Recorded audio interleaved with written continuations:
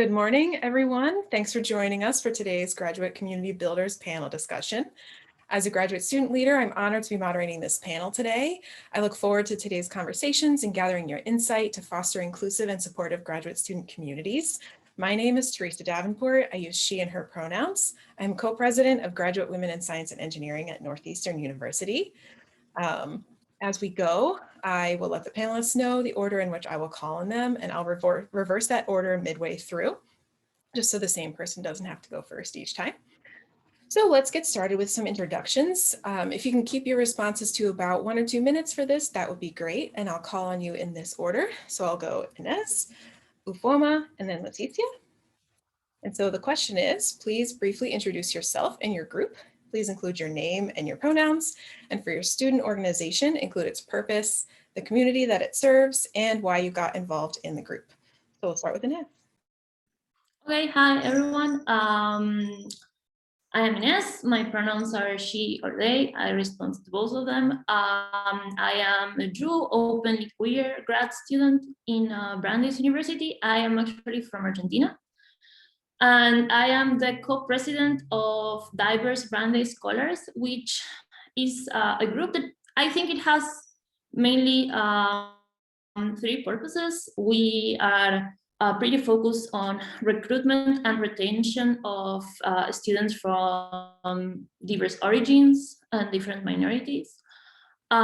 We do a bunch of outreach to different community, for example, Walton High School or other communities we have around university, both undergrad and also grad students. And last but not least, we also support and try to bring the distress and activities to our members, because joy is a right and a must. So we are trying to do also support activities for our community. We are a really diverse group. We have a bunch of Latino, Black and Arab students, and we also like to collaborate with other graduate students group, like the Brandeis Queer Graduate Students Union, or the Brandeis Black Graduate Students Association, and Women's in Science also at Brandeis. Thank you.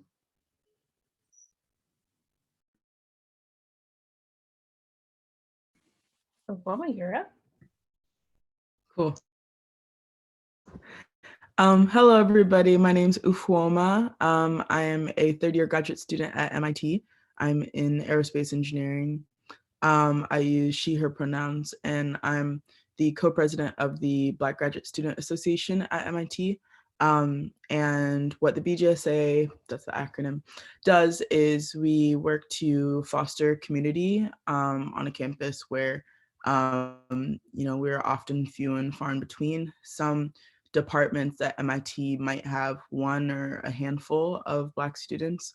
And that can be a really isolating experience. So we try to have a presence, in non-virtual world. We usually do a big welcome event at the beginning of the year, just so people know, like, there are other Black people at MIT, like, you're not alone.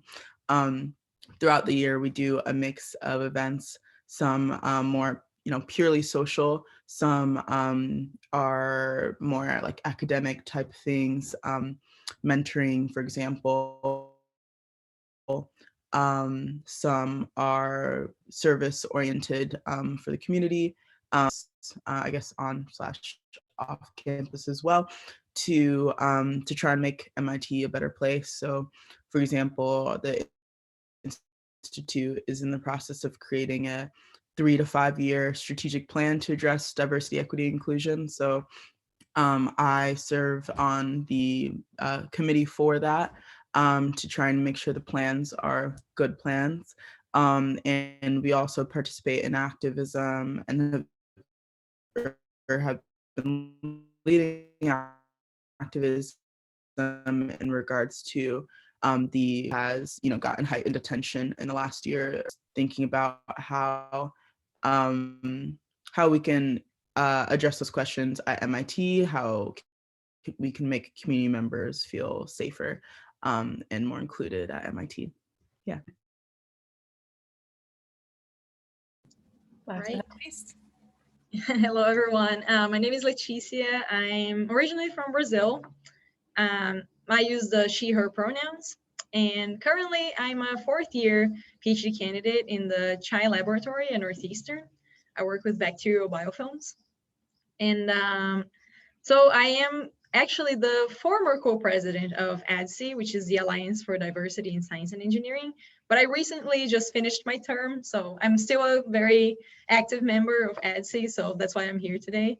But ADSI is a group of graduate students where we try to increase diversity, especially in STEM fields, because we see so much underrepresentation of minority groups in STEM. So that's our main goal. And the main reason why I joined ADSI, so I joined ADSI in my first year, my very first semester of grad school, when it was actually founded. So ADSI was founded in 2017 at Northeastern. We have many other chapters across the US.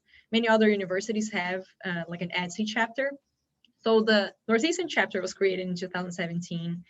And I joined because I was just interested in getting to know more people, seeing like a diverse group of people, because in my department specifically, there are not many people like me, I would say. I mean, just Latinos or, minorities in general. The biology department is not very diverse. So I was like, okay, I want to get out there and get to know more about other groups, because since we're a graduate student group, we have people from chemistry, in the engineering department, everywhere. So I was just interested in getting to know more people and seeing what I could do to also help with increasing the diversity. So this is what we do here. That was great. Thank you so much, panelists, for telling us a little bit about yourselves and your groups. We'll move into the questions section now. So if you can keep your answers to 2 or 3 minutes, that would be great. Can you discuss diversity, equity, and inclusion, or DEI initiatives, programs, or practices that have worked for your group? And then what were the resulting outcomes? And we'll start with Inez again.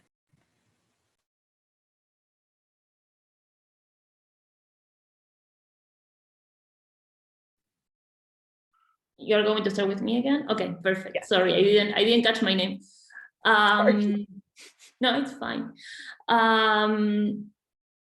So actually, our group started because a group of students, before I even joined the university, realized that in the biology department meetings, we have once a week, we have a meeting in which we have an invited speakers. Most of the invited speakers were actually cis heterosexual white men.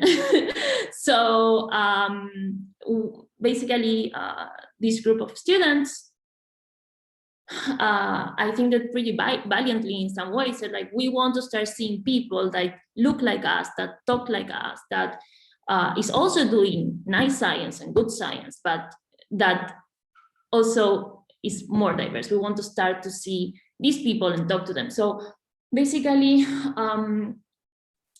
the biology department gave us a slot. So we were able, or they were able, then I joined 2 years ago. This was, I think, 3 or 4 years ago. The biology department gave the group a slot to nominate someone. And we not only nominated someone, but also went to dinner with this person. We're able to talk about their story, etc., etc. And from that point on is actually how the group got started, and how then we start doing other type of things. So the way we are organizing right now, or we are trying to start organizing, like, so this year we started like this, is actually to have a long and mid-term goals, basically trying to have at least 1 or 2 events a year, and actually 2 events, like 1 per semester. And each semester we try to have an event inside the university, either discussing specific things, inviting someone, or just doing an event to get together and just have fun. And then we also participate in a bunch of different, again, recruitment events. We actively participate in recruitment, and we also actively participate now in the selection of new authorities and those kind of things. Like we have a say in our team, which is something really nice.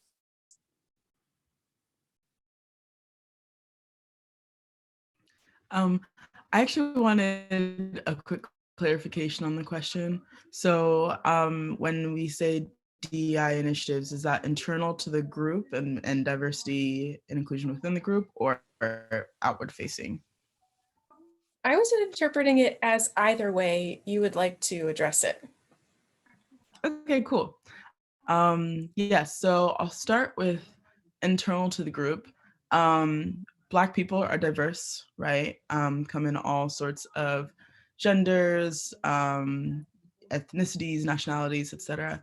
And so building community can be challenging, even amongst a small group of us. So I think some things we do is try and partner with different types of organizations. So for example, like we partner with the Black Business Student Association to really, they have a lot of Black students there. So to really try and bridge those communities. We've partnered with like African student associations, both at MIT and at Harvard, to try and, let the African folks who may affiliate more strongly with an African community, let them know that like this is also a community for them and that we can collaborate. And then we also connect with different departmental level student of color organizations. So like in the Department of Urban Studies and Planning, at the Graduate School of Design at Harvard. So I think the main way we've tried to address that is by collaborating with other affiliate communities that may reach certain like, niche communities within the larger Black community. And yeah, and then I think to the inclusion piece, this actually just reminded me of something that I need to finish doing.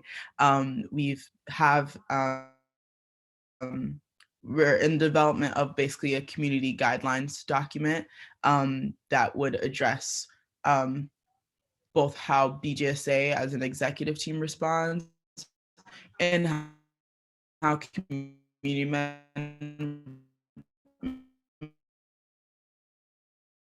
members can respond when there is conflict because when just two members really does affect everybody in the community, or it can affect everybody in the community.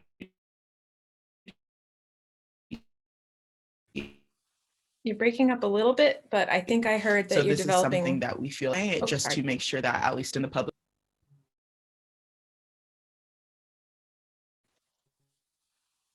Oh, okay. She's probably frozen for others, I would assume. Yes. Yeah. Just let me know, type in the chat if I completely go out. But that sounds great. Yeah. I think we will kind of let her internet catch up a little bit, and then Leticia will go to you, and then I'll just double check the chat to make sure that we caught what we needed to catch. Is that okay? Did you get that? You are back. We're going to go to Leticia if you don't mind chatting, and then we'll come back to you. Is that okay?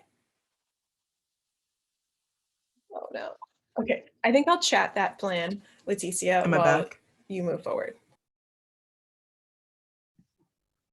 Sure. All right. Yeah, I can go now. So some initiatives that ADSI has done in the past, and actually current initiatives are, so we've done community college outreach events where we invite students from community colleges around the Boston area, and they come to Northeastern. Well, this was when, before the pandemic, so the students could come to campus, and we had a whole day of activities for them. So we had talks from professors talking about science and all the STEM fields in Northeastern, all the opportunities they can have. Then we had a lunch with which there was a lot of networking during that lunch too, so they could get to know grad students, professors, and ask questions about anything really about university life. And then at the end, they could see some presentations, some posters.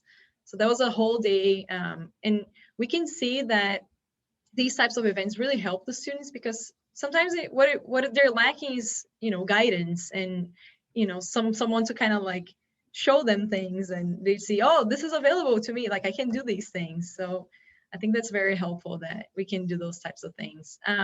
So our goal is also to, keep retention of graduate students, in their programs, because we know that retention can be a little lower for minority students. So we do a lot of talks where we invite diverse speakers, so from diverse backgrounds, like women, black professors, minority in general, and they come or they join a Zoom meeting with us and they give a talk about their career path.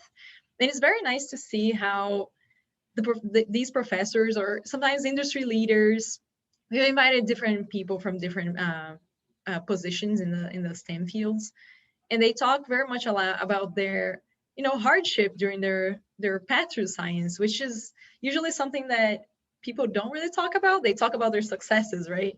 But it's nice to know, it's really helpful for the students, and we've gotten a lot of great feedback from these talks because we see that these people are all human, and now they're holding these super high positions that we were like, oh, am I going to be able to do this? The imposter syndrome kicks in, right? And it's nice to see that they've been through a lot too, and they talk to us about how they overcame those obstacles and those problems, and now they're very successful. So, and it's nice to see someone who's like you giving a talk like that too. It's like, oh, okay, I can do this too.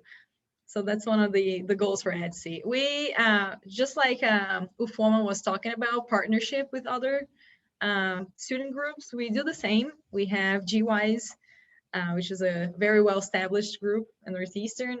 We've partnered with GWiSE. We've partnered with GSCC, which is the Graduate Students of Color Collective. We've done a couple of master's panels, PhD panels for students at Northeastern, so they could join those panels and just ask the graduate students any questions they had about graduate school life. And those were very, very cool events that we held with them. So yeah, it's pretty nice.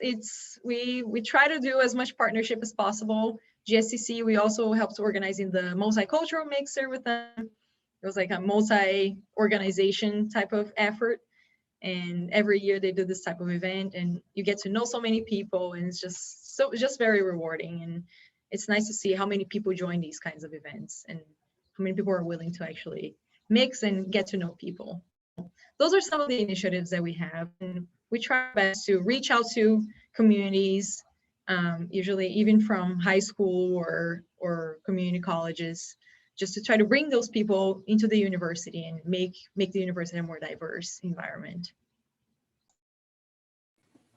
That was great. So I heard a lot about representation and awareness and bringing people to opportunities and developing principles of community.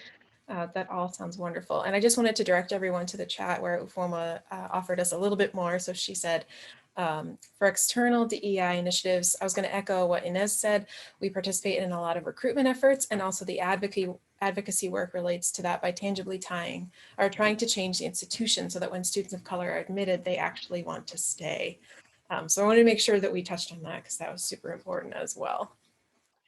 So thinking about these initiatives or others, the next question, and the order here is going to swap. So we'll start with Leticia, and then we'll go to Uhuoma, and then Inez. Can you identify some obstacles or barriers that made it difficult to facilitate DEI initiatives, programs, or practices? And then how did your group overcome them? Yeah, so we're usually pretty okay with, there are always some obstacles. Currently, we're actually having an obstacle. We're trying to implement, I don't know if you guys heard about the Little Free Libraries. We've been trying to do that. So we're trying to set up a couple locations on campus here where people can place books, usually about diversity, inclusion, equity, everything. And we're having a lot of problems with the university, just like they're making it very difficult for us to do this on campus. They're like, oh, but are the boxes going to be matching the university's aesthetic? And it's just like, well, but it's such a cool initiative. Like, don't you want to help us with this? So I've been having some issues with that currently. In the past, I would say funding opportunities for events. I've seen not Etsy gets, we get like a good amount of, like we get a grant every year. So every year we have a certain amount of money that we can spend for our events. But I've seen groups or like lack of funding in general, just like we don't have money to host this huge event that we want to host. So what do we do? So that's usually a big issue. But then that's when you ask your partners, you ask your grad students, grad student leaders from other groups, and we try to kind of help. But usually initiatives for these types of events is like the money part is always kind of tricky. But lately we've been reaching out to like higher people, you know, like the dean of the College of Science, for example.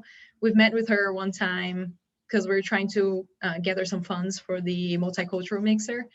And it was actually pretty helpful. She was very, very open and, you know, very nice. And it was a great opportunity. And she actually offered more money than we asked for. That was a good thing. And I think that's because also Northeastern is trying to increase, you know, the diversity initiatives on campus, which is a good thing. But yeah, usually if you try just to talk to people and convince, you know, you have to have your speech ready and, you know, all your statistics or all your notes ready. If they ask you any questions, that usually helps when, you know, asking for money for this initiative or, you know, but don't be afraid also to go and reach out to those people. They are open. They're more open than we expect sometimes.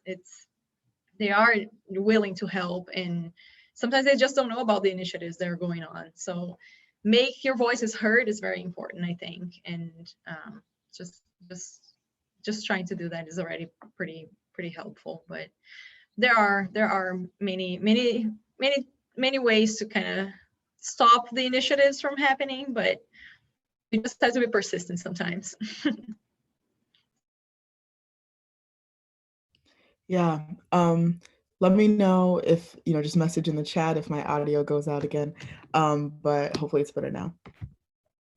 I would say there are two barriers that come to mind. The first is just having capacity, because like I've said, you know, 2% of less than 2, I think it's like 1% of graduate students are Black. And so there's a small amount of us, half of us are on the exec committee already, right? And so just finding capacity to do DEI initiatives or service or whatever when our primary objective here is to be students can be extremely difficult and hard to balance. And in fact, because of that, every few years, the BGSA ends up dying as an organization simply because there aren't people who can or are willing to be in leadership. And how we try to address that is just by more direct reaching out to kind of like bring people in, groom them in some ways. Something we did with when we had in-person events is that in addition to like the exec who was planning the events, we would have like small committees who helped like do setup and breakdown of the event so that they felt like they had a stake in things. And a lot of those people ended up running for the next year. So that's how we try to address that. The other challenge we have, I think echoing some stuff Leticia, I apologize if I'm mispronouncing your name, please correct me, but was saying, I think the main thing right now that I'm experiencing is a lot of pushback from administrators in stopping good work. So for example, with the strategic plan that I was mentioning, people have been, both students, faculty, staff have been calling for a DEI strategic plan for a few decades now. There have been multiple like petitions and documents calling for that and then outlining what should be in the strategic plan. These are like heavily researched ideas and policy suggestions that a lot of like peer institutions are already doing and are doing well. So it's not like random stuff. And, you know, I've been on this committee for 9 months. The initial draft was very strong. It really just borrowed these policies that had already been written down, put them in the plan.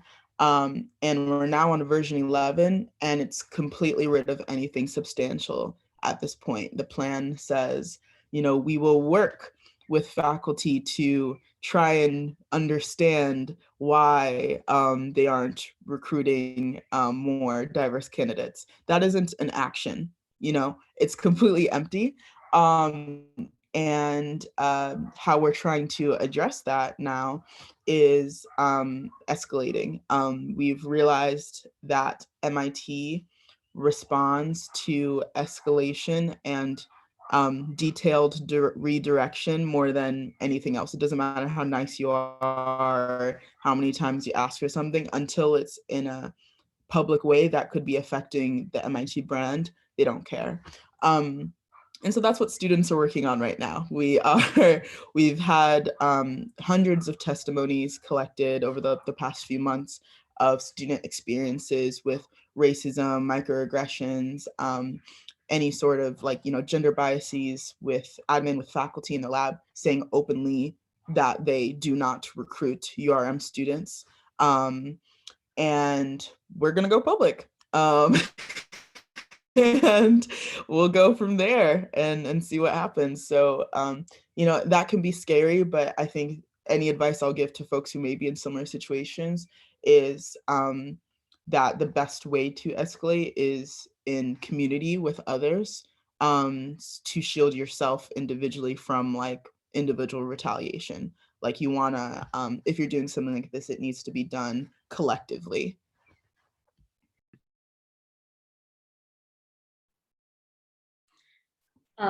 Okay, so I think I go next. So before I continue, thank you to both Leticia and Uhuoma because it was useful for me also. Like it kind of echoes some things that I also really thinking. So for us particularly, the pandemic was a problem. We are like Brandeis is a really small school. Like for me, it was like surprising how small it was because I come from like the capital city of my country. So my university was kind of huge. So the first thing is actually that the fact that it's a small school, which has its good things also, is like with the pandemic, you start feeling really isolated because already groups are small. So how you reach out to people, so people like add another Zoom meeting to their agenda to get together and to do I don't know, events. So something we actually implemented that I think it was, or we're trying to implement more, is to for example, provide for first year students a way for them to know each other and to know us also, and to know that there is people out there that like other students out there that care for them, for their well-being, for their yes, for their community building. And it was open to everyone, but as you know, our name is Diverse Brandeis Scholars, so just because of our name, the community that we bring together has its own particularities. Let's say that way. I don't know how to phrase it in English. So sorry, my English is not perfect, for sure. So on the organizational point of view, advertising is also an issue. Again, how you reach out to people, how you get together. And I want to echo two things that Leticia and Uhuoma said. Like, I really think that the unrest of the last year of 2020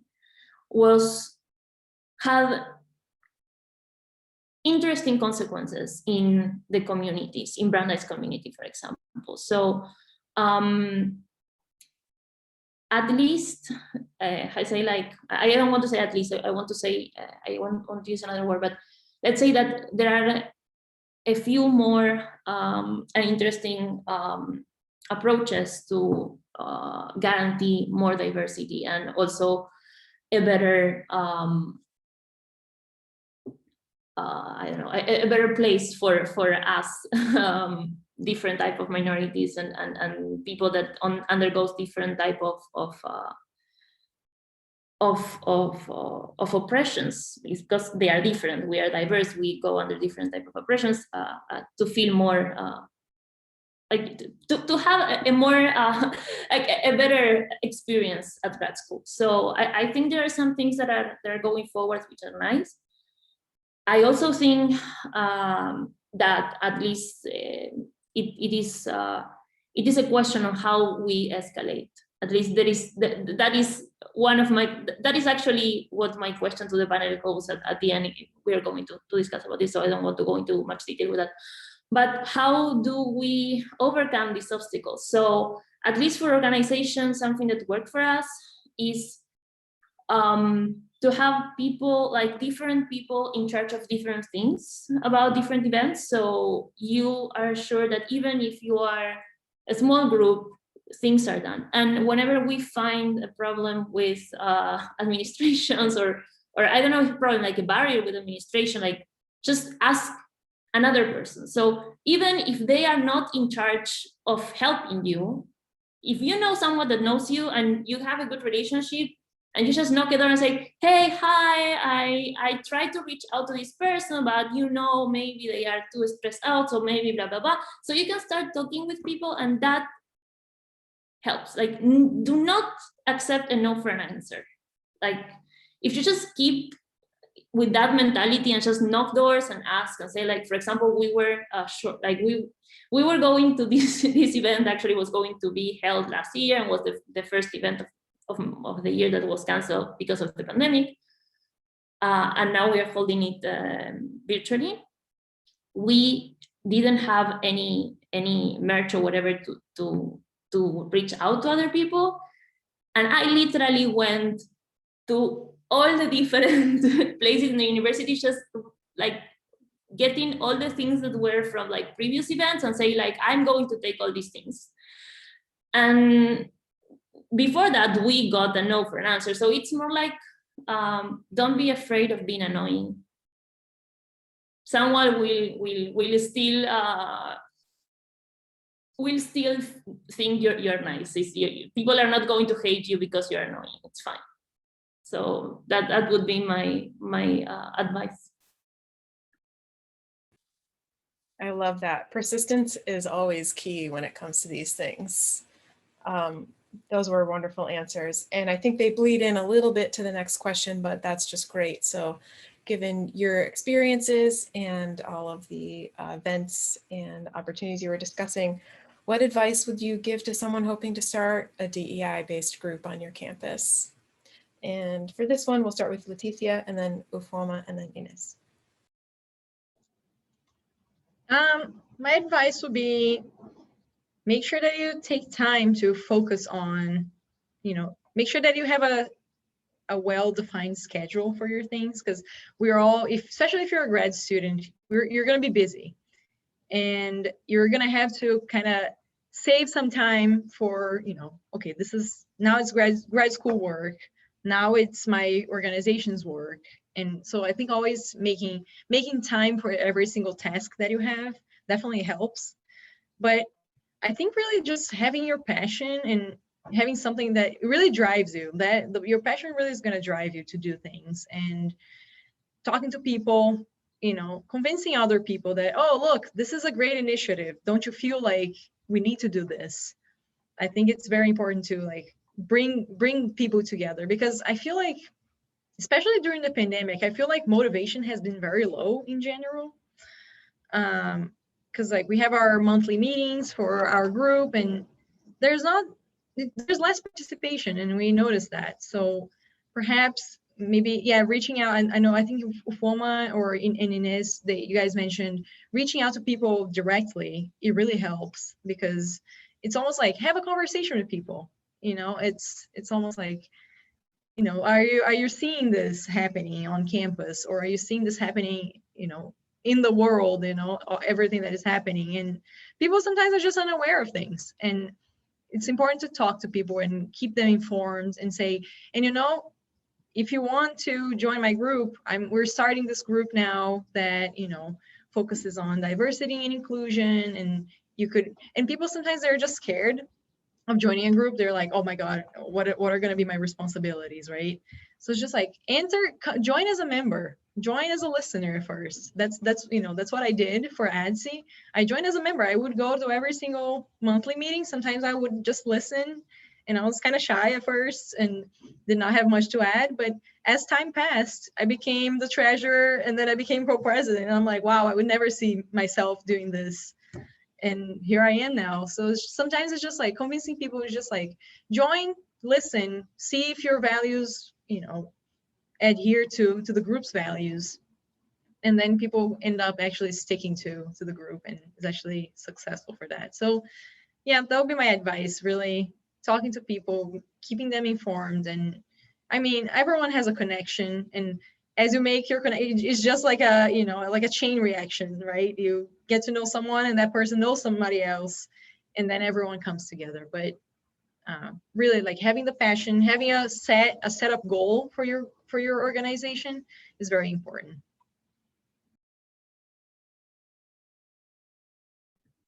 Yeah, I definitely agree with everything that she said. I think, yeah, just reiterating, recruitment is a huge part of it. Sometimes you need to do like a really intentional recruitment campaign to, connect with people across the entire school, depending how large your school is. Something that Aurora did a couple years back was post flyers in the graduate dorms, in the hallways, just to get as much visibility as you can.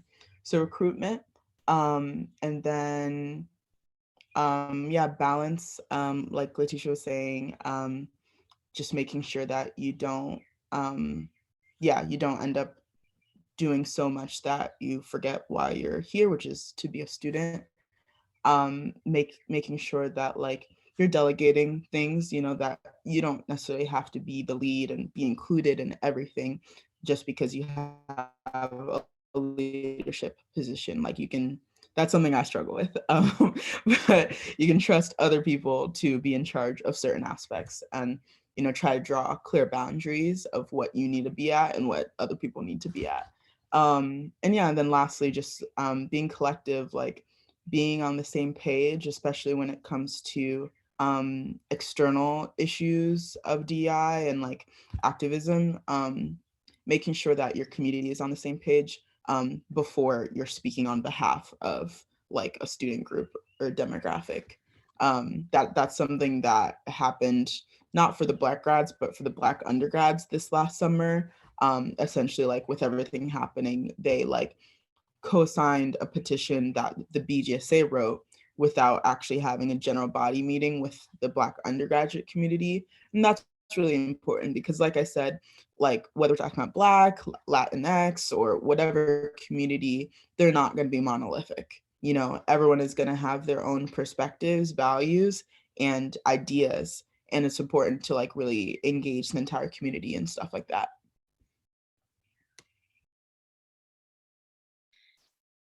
Okay, so I just have a few small things to add to the things that both Letitia and Uhuoma said, because actually you have said many things that I had that I wanted to stress. So the first thing I would recommend is to find a group, people that have the same needs that you, and like you are not alone.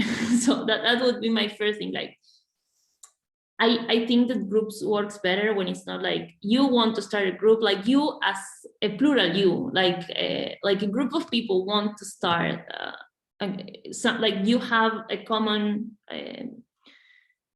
goal, and also talk with the admin people. Sometimes they can be helpful about how to start a group, which are the legal university things you should do. So gather info, set up weekly, monthly meetings, and all those kind of things. And something I want to add, because I all the things that I have written here is actually set up. I appointees to make sure each person is in charge of something, so you don't have to take care of everything. That's what Uhuoma was saying. But something I want to add is make sure you have fun. Go for lunch, go for a drink, get together. It's not only work in life, and also in this type of groups, because you are already as an individual going over so much. not only in grad school, but also, again, each of us have its own history of oppressions and different type of oppressions. So go for lunch, have fun. And that also helps a lot bringing people together to common goals. Like if you have fun together, if you're friends, like you, of course, you will be willing to be part of something and to put your energy in something that also gives you back joy, not only like, and that includes, for example, I'm not saying not doing like the important things, like I think that also gives us a lot of joy. But that's it. Don't forget to have fun while you do it. Don't forget to have fun while you write a statement and you are like you're doing so much and you're going over so much. So it's, I don't know, finish that statement and go for a drink and continue discussing, continue being angry, but also don't.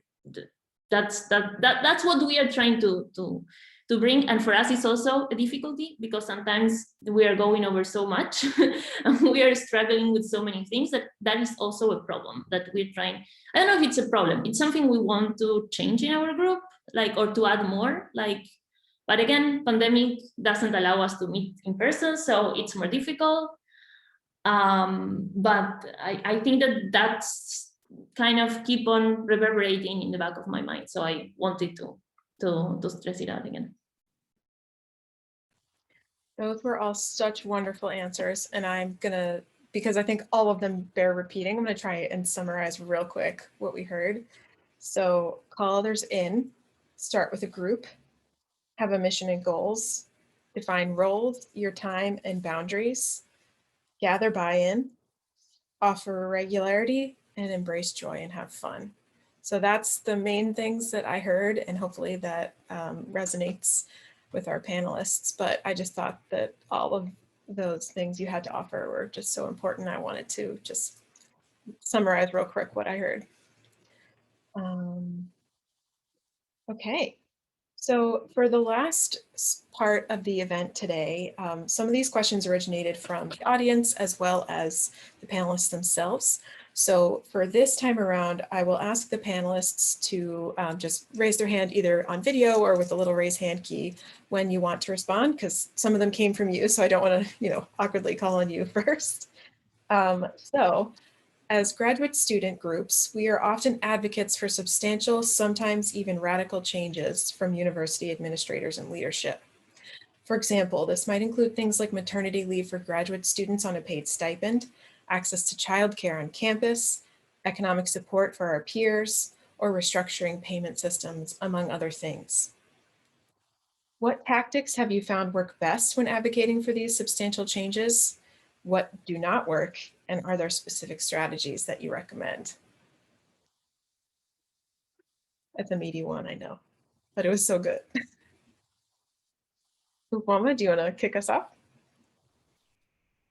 Yeah, I'd be glad to. Really, really great question. Yeah, I think the first thing is getting a read on the culture of whatever institution or department, whatever level it is that you want to organize on. First, understand the history of that institution. So, you might, after looking back, find, oh, like people in this department created a list of these exact demands in the 80s, things that are great ideas, we're not the first ones to think of. And so first, I would suggest just like really trying to understand the history of advocacy at whatever level you're trying to organize on. After you understand that, you can see what failed and what worked. You can understand, oh, like after the 80s when they made this list of demands, the institution addressed 2 of them and not the other 2. And then why didn't they address the other 2? Was it because it was going to pose some risk to the faculty or the administrators? Or was it because of money? Was it just laziness? Or was it because they actually don't want to see this change because they hate, women who are pregnant or whatever the thing is? So understanding the why is also really helpful because then you can respond. If it's money, then you can be like, oh, let's work with fundraisers to try and raise money for this DEI initiative. If it's risk, then you want to pull in the people who are experiencing the most risk and see how you can mitigate their how they're perceiving the risk in this DEI initiative. That's something that we face a lot when it comes to reforming graduate admissions to be more inclusive, because faculty don't want to feel like their academic liberties are being removed. They don't want to feel like, oh, if I admit a diverse candidate, all of my students are going to take 10 years to graduate. We want to show them, or if I don't require the GRE, then I'm going to end up with students who are not qualified to be there. And once you understand that this is how they're perceiving the risk, then you can come back with data, you can come back with facts and history to try and address those things. And then lastly, I'll repeat what I said before of escalation. You don't want to start with that. If you have a seat at the table to whatever you're trying to negotiate, use that seat. And as long as they're listening and moving a little bit, continue to use that seat. But once you feel like you've hit a hard line of like they're not moving, then I think that's a good time to try and find allies across institution who will support the initiative you're trying to move, and to escalate as a.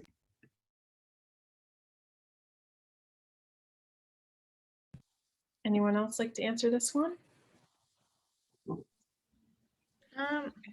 I would just like to add, I totally agree with everything Uhuoma said. I think it's, so when we had in 2020, the killing of George Floyd and all the stuff that happened after, and the push for more diversity, inclusion initiatives, I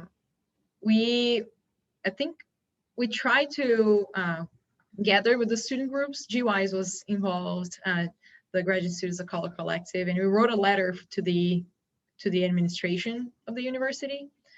And it was a huge letter with a lot of demands. And I thought that was a great initiative. And we actually got some responses.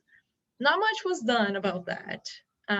But Northeastern did put an effort into like a 5-year plan to increase diversity and inclusion at the university. So maybe we pushed that, I don't know. But I think that was one of the things that we did, was to just don't stay quiet, right? And we actually got pretty angry about everything that was happening and no change. We were not seeing change. So I think it was nice that we were able to kind of gather everyone and write this huge letter, with everything that we want. Because sometimes we do see change sometimes too, because they did the same thing for graduation.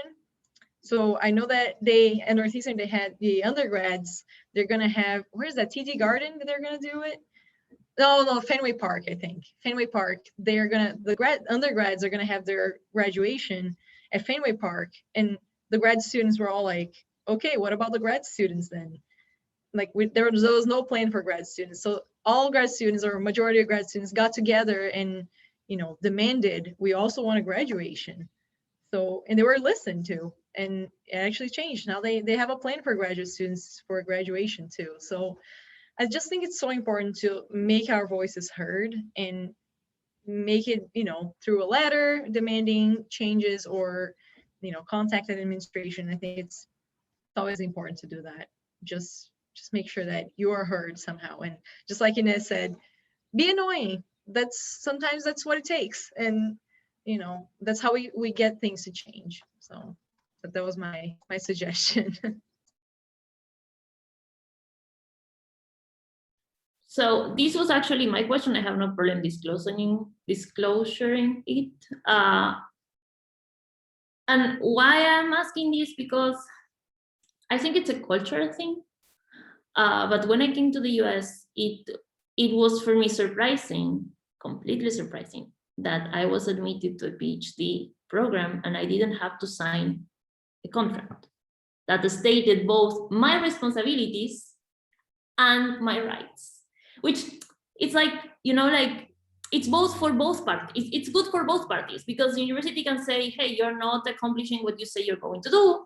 And I can say, I need a maternity leave, or I don't need one, but let's say like, I'm not even talking something I need. Like, I've seen people struggling with things. And so again, when we're talking about, for example, radicalization or activism, for me, it's also difficult to understand how to approach our own peers. Like, how do we say, hey, look, this is important because maybe you're not suffering from it, but there are a lot of people that are suffering from it, or even more.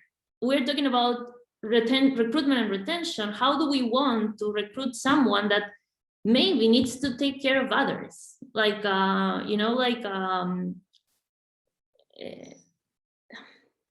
don't know how you say it in English, it's caring work, like the work you do to care for others. It's part of a labor, the labor that you do to take care of others. So for me, that was like, so I really appreciate both answers, because they were like giving some light to some things that I was thinking of how to approach these kind of things. Also in this type of or new, I don't know, things that maybe won't take much from the, I don't know, from the different parties we might be talking about, but I think might help, for example, to actually having a more diverse community if we give people better opportunities. That doesn't mean we will have to take like that to use them, but it would be nice to know that if you need, you have them. So I don't know, it's something that I still struggle with, but thank you to both of you. Like, I think like both the idea of understanding where are you standing, and also to like talk and talk and talk, they're both good strategies. So thank you. All right, that was great. And we are on to the very last question, which are, what are the key changes we must advocate for to improve the culture and climate in academia to be more inclusive?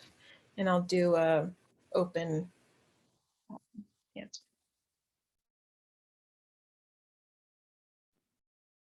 So I do think, and this is again something that is related to my what I just said, I think that improving work conditions will highly reduce competition and make spaces more collaborative. And that makes a lot of difference, because if the person you have next to you doesn't think that they have to compete with you, but that if they collaborate with you, they also have, I don't know, like will be helping like themselves and others or whatever, I think that will help a lot. But I really do think it has to do with work conditions and with opportunities at the root of it. But that might be my only my own opinion. But I do think that thinking about a different, a complete different working system will help us improve the way we feel in academia. I can go next. I think the culture in academia is that, I think I mentioned that already, but is that everyone is successful. No one talks about failure. And it's a huge thing. In STEM fields and science, you fail all the time. And who talks about that? I think that's a culture so that's how the culture is right now. You don't really talk about these things, and this really needs to be addressed. And I think this really helps, you know, if you're URM in grad school, and you know, you already have the language barrier. If you're from another country, you have the barrier of just being away from everyone you know. There's so much going on, and there's not much is addressed. I don't think I've ever joined, you know, like any type of panel or anything hosted by my department about, you know, imposter syndrome, or like, you know, dealing with, you know, I don't know, being homesick or things like that. And it's tricky, and it's just like, I think we need better support for the students in that sense, and just like learning how to navigate grad school. It's hard. It's like, I remember being very overwhelmed at first, because I mean, I'm first year grad student. What am I doing here? Like, how many times have you guys asked yourselves, like, what am I doing here? So I think it's just important to have that support from your superiors, especially, and it's very essential, in my opinion, to have and of course it's important to have your group. And I totally agree with this. Less competition is definitely better. You don't want to be competing. Stop comparing yourself to others, right? But how hard is that if the culture is actually about competition? So I think it's all about the culture within your department, within your university. That definitely needs to change. And there are initiatives. I think just having, a go-to person, having events where grad students join and talk about failure and, things that they do right, things they do wrong, and how they can overcome those issues. It's super important. I'll just very quickly add something that I think everyone should be thinking about is along with that culture is like a big part of what shapes the culture is the faculty. And so something that we're really pushing for right now is having more student participation in the faculty hiring process, and in that process also valuing whether or not that faculty member has helped to lead and participate in DEI initiatives in their past, and whether they'll be advocates for those things. And then, for faculty that are already there, also having student participation in the tenure and evaluation process. If a faculty has been reported on like 10 times for being abusive, that person should not have a lifetime appointment at an institution anymore. Yeah. And so, I think a big part of fixing the culture is the power dynamics that happen because of faculty. So I completely agree. And I want to add one more thing, and then I promise it's the last thing. So I completely agree. Something that I think it would be really useful is to have a two-way evaluation. So we get evaluated once a year. So once a year, we have a progress report. We meet with our committee. It would be nice to also have like, that's it, a two-way report, like to be able to actually, and like when you're a TA, that people just leave a comment and they say, hey, you were good, you were not, what you had to improve. Okay, let's do the same both ways. So I want to know an honest opinion about my work because I want to improve, and I also want to be able to say something about different professors. That's great. I just want to open it up for any last comments before we close. So circling back to any of the prior questions, if anyone wants to just mention anything else, floor is open.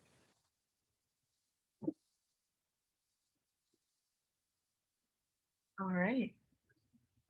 Well, thank you so much, panelists, for sharing your experiences, for sharing your expertise with us. Thanks for your time and your thoughtful responses. And thank you, New England GWiSE, for organizing today's event. And we hope to see you again in the future. And if anybody wants to join me off mute and give a little bit of applause to our panelists. Ooh. Thank you. Yeah. Thank you Thanks for organizing. inviting us. Thank you. Bye-bye. Bye.